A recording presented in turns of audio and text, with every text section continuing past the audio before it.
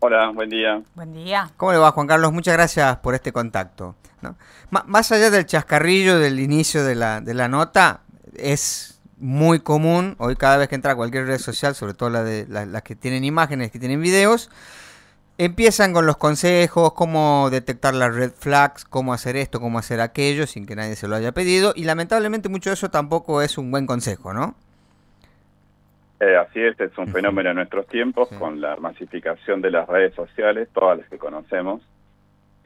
Lo que ha habido es un incremento de creadores de contenidos, que esa es la forma en que se los identifica, donde hay de todo un poco, ¿no? Puede haber gente calificada con las competencias necesarias, con la formación académica y profesional necesaria, pero también hay un montón de gente que no está preparada para, por ejemplo, brindar consejos de salud mental, que es uno de los factores que más preocupan estos tiempos, Ujú. y particularmente para determinados públicos o destinatarios que pueden ser grupos que presentan mayor vulnerabilidad, como por ejemplo adolescentes y jóvenes, ¿no? Claro, claro, que están en un proceso de construcción de identidad y que muchas veces se lleva mucho de lo que ven en redes sociales, ¿no? De hecho, yo me acuerdo que tenía un amigo que me decía que la filosofía de vida de su hijo pasaba por lo que leía en X, ¿no? En ese momento Twitter era, ¿no? Una cosa Sí, loco. complicado. Sí. ¿Y cómo Sí, sí, son un Sí, público muy sensible a los contenidos que reciben y particularmente a contenidos que reciben de gente de su propio rango de edad, ¿no? claro. Como decías vos, como están en un proceso de identificación, la adolescencia es un proceso muy significativo para las personas, porque más allá de lo evidente que es que se ofrecen y se observan cambios comportamentales, cambios físicos y todo lo demás, Sí. hay cambios que no se ven, pero que son igualmente dramáticos e importantes, como cambios en la organización del cerebro, Sí. cambios cognitivos, madurativos. Entonces, es una etapa de mucha vulnerabilidad y donde dentro de los factores que tienen un gran impacto sobre la configuración de las identidades de chicos y chicas está la influencia del grupo de pares, de sus propios Ajá. compañeros y compañeras. Si tenés muchos creadores de contenidos que Sí. cumplen con esas características y que llegan a muchos jóvenes hoy, y muchas veces con mensajes que no son los adecuados, ¿no? Claro. Y la pregunta es, ¿no, Juan Carlos? ¿Qué tan receptivos son o depende el momento si son más o menos receptivos? Bueno, los adolescentes, como te decía, por el Sí. tipo de cambio que están experimentando, son particularmente sensibles, responsivos o receptivos, como decís vos, Sí. a elementos que tienen que ver con su propia identidad, con la imagen corporal, con elementos que operan fuertemente sobre los procesos de recompensa del cerebro que son inmediatos. Son más inmediatos Mm. que los que observamos en otras etapas del desarrollo. Yo tengo más de 50, siempre doy el mismo ejemplo. Las personas que tenemos más de 50 podemos demorar las gratificaciones si estamos, digamos, con un desarrollo normal, ¿sí? Claro. Los adolescentes, por las características del proceso madurativo, neuromadurativo que están atravesando, son más sensibles a las recompensas inmediatas, Ujú.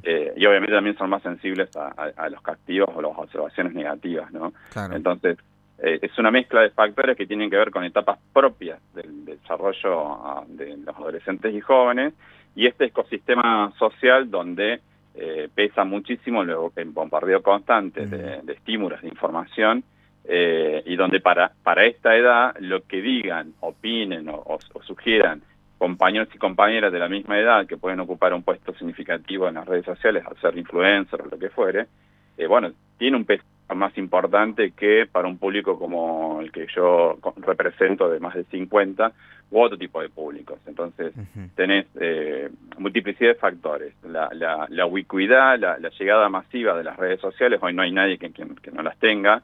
De hecho, seguramente en nuestra cotidianeidad, si identificamos a un amigo, familiar que no tiene redes sociales, es como, entre comillas, el raro o la excepción.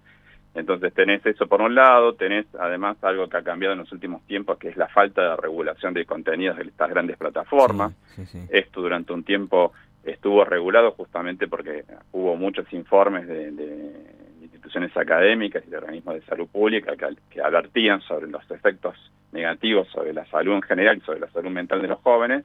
Entonces, en su momento, las grandes plataformas desarrollaron algún mecanismo de regulación de contenidos. Luego Claro. los tiempos cambiaron, entonces lo que ha ocurrido es que estas grandes plataformas dieron marcha atrás, revirtieron sus decisiones sobre estos procesos regulatorios y hoy es como que vale cualquier cosa, ¿sí? Claro. Salvo cosas muy extremas. No hay ningún control sobre la calidad de los mensajes, de los consejos, del tipo de información que se brinda sobre cuestiones que tienen que ver con la salud, con la alimentación, con la salud mental. Entonces, tenés esto. Por otro lado, estos jóvenes tampoco tienen, no han sido entrenados para ser consumidores críticos, ¿sí? Entonces tampoco pueden determinar con certeza o no tienen los elementos necesarios para poder hacerlo bien. Identificar con certeza cuándo están recibiendo contenidos, por ejemplo, de una licenciada de nutrición y cuándo de alguien que simplemente está compartiendo cómo cree que hay que alimentarse, claro, ¿no? claro. Hay Lo mismo vale para el campo de la salud mental y para otros ámbitos de la salud en general, ¿no? Claro. Entonces, son una multiplicidad de factores que hacen que sea una combinación muy complicada cuando querés pensar en los efectos a mediano y largo plazo sobre la salud de la gente y sobre la salud mental particularmente, que sería en mi caso lo que a mí me interesa más. Claro. Ahora, hay una cuestión que es compleja, que tiene que ver con el tema de la regulación, porque hasta qué medida vos podés regular redes sociales, que son una forma de comunicación, una forma de expresarse, sin limitar o restringir la libertad de expresión, que es un derecho constitucional, ¿no? Eso por un lado. Ahora, creo que lo otro que nos mencionaba, ¿no? La falta de educación, de un uso responsable de redes sociales y demás, de elaborar un criterio propio, yo creo que va por ahí, ¿no? El tema de la educación. Y justo me llamaba la atención que se ha presentado un proyecto en el Congreso que tiene que ver con eso, con que la educación sea obligatoria, administrar o gestionar una forma de educación de uso responsable de las redes en lo que tiene que ver con la educación obligatoria en Argentina, ¿no? Primaria y secundaria. Me parece que por ahí va la salida. Es una medida interesante, positiva en principio, sin conocer mayores detalles del proyecto, que tiene que ser acompañada de otras cosas. Vos preguntabas sobre los límites entre la libertad de expresión y la regulación. Antes también estaba, lo que pasa es que cuando estas grandes plataformas recibieron estos informes que advertían sobre los riesgos para determinado segmento de la población, vinculado con la falta de control, estas grandes plataformas tenían una forma de hacer estrategias de verificación, de aprobación de contenidos y ese tipo de cosas que no limitaban el derecho de las personas a decir lo que quieran decir, pero sí advertían al destinatario, al público, respecto de qué tipo de contenido estaba recibiendo, ¿sí? De hecho, de alguna manera todavía existe, pero existe más como una beta comercial que otra. Cuando una red social te pide que pagues por el famoso sello de verificación, el principio básico por detrás era garantizar que hay una persona seria por detrás o una institución o organización, pero básicamente termina siendo una medida recaudatoria más para estas grandes plataformas.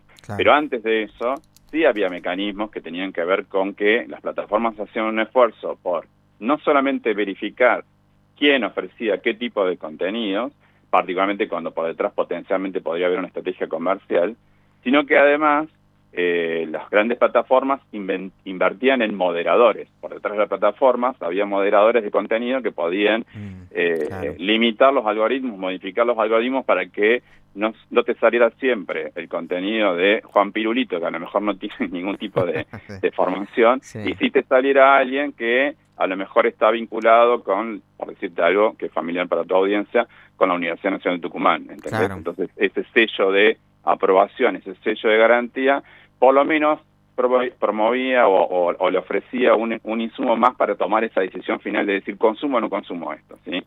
Hoy tenés un escenario en donde muchos de esos controles han desaparecido por diversas razones, entonces la cosa es mucho más compleja, ¿sí?